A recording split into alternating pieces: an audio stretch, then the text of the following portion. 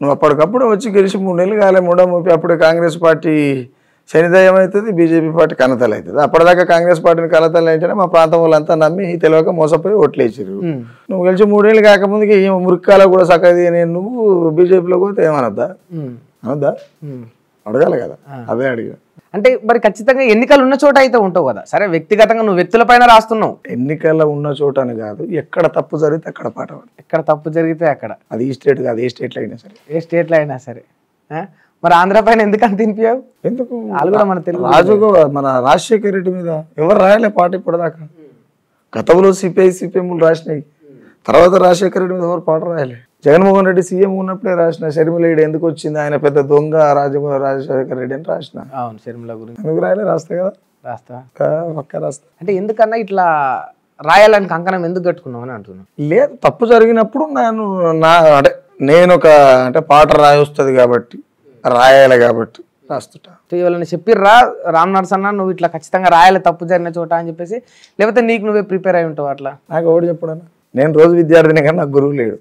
సమాజాన్ని చూసి మాట్లాడుతుంటా తిరుగు. ఇట్లా ఇటువంటి ఆలోచనలు ఎట్లా వస్తాయి, ఇటువంటి మాటలు ఎట్లా వస్తాయి? ఇటువంటి ఆలోచనలు ఎప్పుడు వస్తాయి అంటే అన్ని రకాల ఆకలి కావచ్చు, అవమానం కావచ్చు, రకరకాల కోణాల నుంచి పుట్టుకొస్తాయి. ఇది ఎట్లా పుట్టింది అంటే చెప్పడానికి లేదు.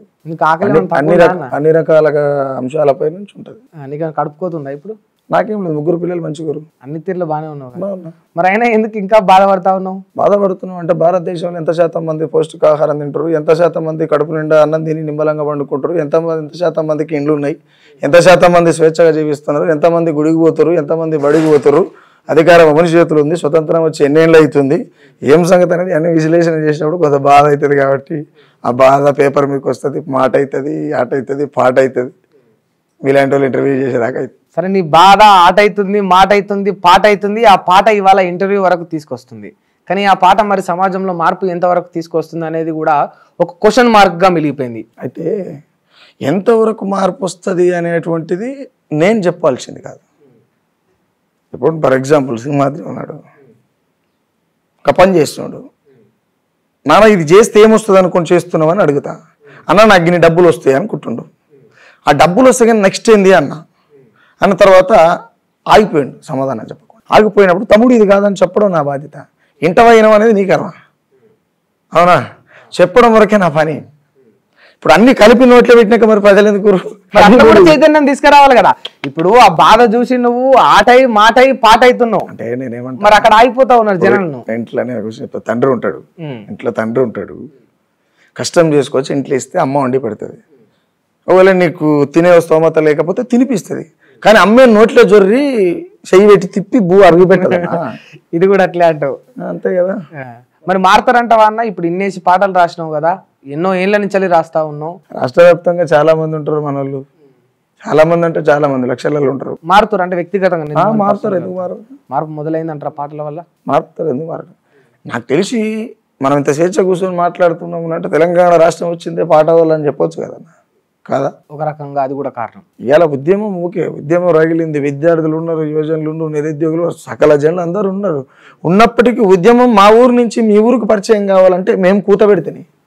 ఆ తెలంగాణ దుమ్దాం చేసేటువంటి సందర్భాలలో ఇంటికి పోయొచ్చే పరిస్థితులు లేనప్పుడు కూడా ఆడబిడ్డలకు నెల నెల మంత్ వస్తుంది. ఆ మంతు కూడా గంతేస్తూ గొంతెత్తితేనే తెలంగాణ రాష్ట్రం వచ్చింది. కాబట్టి ఆ శ్రమలు ఉన్నాయి కదా, పాటకంత బలం ఉంది కదా, అట్లా ఆ విధంగా రాసి. మరి ఇప్పుడు ఎందుకు కాంగ్రెస్ పార్టీ మీద కక్ష కట్టినావు అంటే ఏమన్నా? కక్ష ఎందుకు కడతాను? నాది అపోజిట్ పార్టీ ఏమన్నా, ఒక రకంగా అట్లా కూడా కనిపిస్తా ఉన్నది. నాకు ఏ పార్టీతో పని లేదు. ఫస్ట్ ఆఫ్ ఆల్ ఏమన్నట్టు పని లేదు నాకు, ఏ పార్టీతోని నాకు అసలే పని లేదు. ఏం పని నాకు? అది జోగటోనికి అవసరం, నాకేం అవసరం అన్నా? నా పని ఏదో నేను చేసుకుంటా, నా పాట ఏదో నేను పాడుకుంటా, నా ఇంటికి పోతే మన 3 పిల్లలు, మా పూజమ్మ ఆయన మనకు ఉంటాం. ఏ ఇవ్వంతో కక్షలు ఉన్నాయి నాకు. నేను కూడా రీసెంట్గా ఈ ఎమ్మెల్సీ ఎన్నికల పైన ఈ జర్నలిస్టు మాజీ జర్నలిస్ట్ ఎవరైతే తీన్మార్ మల్లన్న ఉన్నాడో ఆయన పైన కూడా 2-3 వీడియోలు చేసిన. మాజీ జర్నలిస్ట్ కొంతవరకు తప్పుడు నిర్ణయం తీసుకున్నావు, మోసం చేసినావు అని చెప్పేసి 2-3 వీడియోలు చేసి చాలా మంది అంటా ఉన్నారు. ఎంత ధైర్యం చేస్తా ఉన్నావు, ఎట్లా ధైర్యం చేస్తా ఉన్నావు, వాళ్ళు వీళ్ళు ఫోన్ చేసి అట్లా ఎందుకు అంటా ఉన్నావు అంటున్నావు. ధైర్యం చేయని నువ్వెట్లా ధైర్యం చేస్తున్నావు అన్నా నేను నిన్ను అడుగుతా ఉన్నా.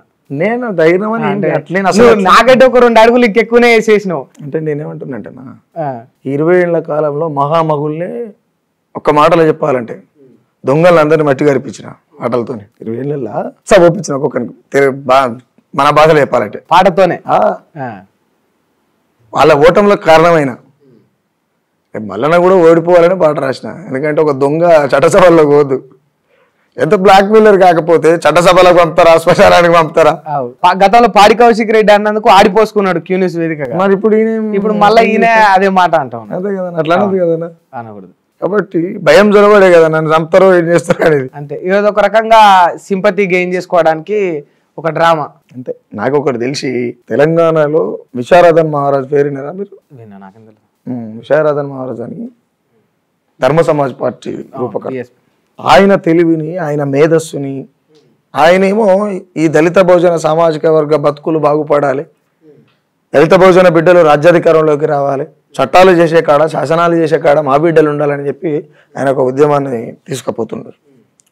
అలాంటి పెద్దన్నల దగ్గర వాళ్ళ తెలుగులు నేర్చుకొని ఆ తెలుగుని ఈయన సొంత ప్రయోజనాల కోసం వాడుకున్నాడు తప్ప ఈయన పెద్ద తెలుగు కళ్ళైన ఏం కాదు, లేకపోతే ఈయన ఇంటలెక్చువల్ ఏం కాదు, లేకపోతే ఈయన పెద్ద మూతవారేం కాదు, లేకపోతే ఈయన మేధావి కాదు. విశారదన్ అన్న లాంటి మేధావి తత్వం కలిగినటువంటి వాళ్ళ తెలివిని ఈ దొంగ ఎత్తుకొచ్చుకున్నారు. కాబట్టి వాళ్ళేం ప్రజల కోసం పనిచేస్తే ఆ తెలివి ఈయన స్వార్థం కోసం ఉపయోగించారు.